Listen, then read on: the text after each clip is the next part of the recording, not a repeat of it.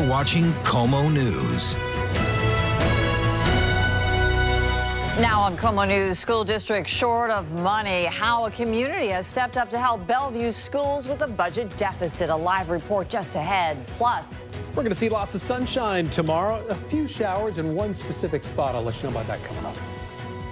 also ahead, we are following that Friday night gun battle in a mall parking lot. What we are learning about it, plus a closer look at the recent history of shootings there.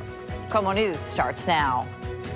It is a familiar plight. School districts facing budget shortfalls. A $10 million deficit in the Bellevue School District has prompted the community to take action. Glad you're with us tonight. Hi, everybody. I'm Michelle Esteban. In fact, the superintendent in this district has asked the community for its help, and tonight they have answered. They've raised thousands of dollars today. KOMO's Paul Rivera joins me now live. And Paul, it has been a challenging couple of years for the school district, from closures to consolidation concerns, and still yet a budget crunch.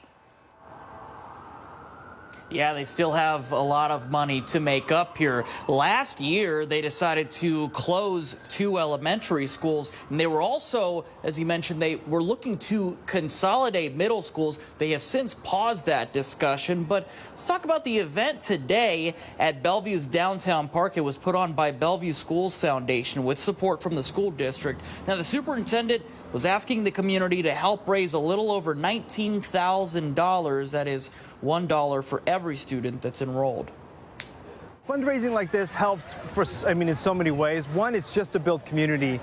Part of fundraising is bringing the community out, celebrating together, and then talking about the need together. This is going to be a good year, not just for the Bellevue School District, but for districts around Washington State. And I'm excited to advocate this coming legislative session for the funding that our kids deserve. And so this was the 3rd year of the block party event. They actually ended up raising over $37,500, which has surpassed the goal that the superintendent was asking for. So far, the Bellevue Foundation has committed to providing almost $900,000 this year.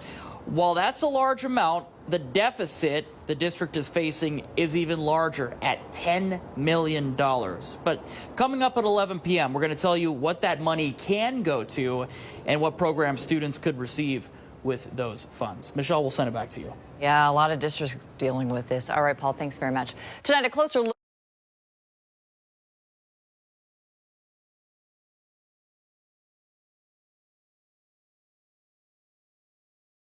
I know. What's wrong with me? I want to be You're like the only rest coffee of you. drinker at this desk. You don't Really? either? You I don't drink coffee either. I don't even think I've ever had a full cup. Now at 11, a fiscal fight in Bellevue schools. There's not enough public funding to support our student needs. How the community pitched in to help today, and what else the district still needs in support. 32 years and still no answers. In this case, a lot of those paths have run dry. Tonight, we hear from the lead detective on the renewed push to find Misty Copsey. Then at 11:15, Helene's impact reaching far and wide. This storm spared no one. A look at the latest damage and death tolls, plus hear from an expert who explains how this storm was able to travel so. Now the district is facing a $10 million deficit, and the superintendent is calling on the community for help to fill that budget gap. KOMO's Paul Rivera joins me now. And Paul, the storm was able to travel so far inland. KOMO News at 11 starts now. A funding fight in Bellevue schools. Thanks for joining us, everybody. I'm Michelle Esteban. Right now, the district is facing a $10 million deficit, and the superintendent is calling on the community for help to fill that budget gap. KOMO's Paul Rivera joins me now. And Paul, it has been a challenging couple of years for this school district. It has been, and while a lot of money has been raised, there is still more ground to make up. Funding has been a challenge for the Bellevue School District. They have a $10 million gap to close. We need our whole community to contribute. Superintendent Kelly Armaki made a call out to help raise a little over $19,000, $1 for every student enrolled.